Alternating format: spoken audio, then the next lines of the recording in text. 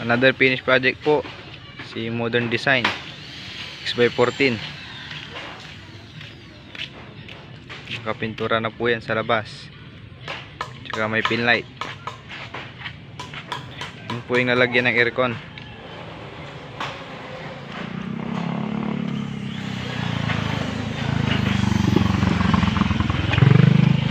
So po tayo sa loob. Bali, ito po yung center table nya. May lababo na rin, tsaka TV divider. May saksakan na rin po dyan para sa TV.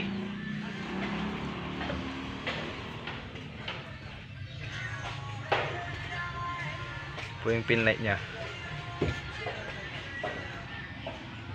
Pasok po tayo sa kwarto. Ito natin yung pintuan.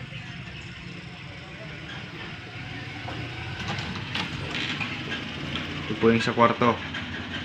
May double dick. Yun po yung breaker nya.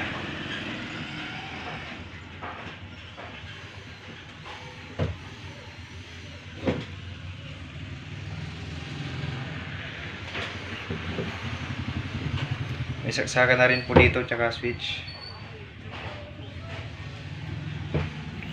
Kung gusto niyo pong mapagawa, PM niyo lang po ako.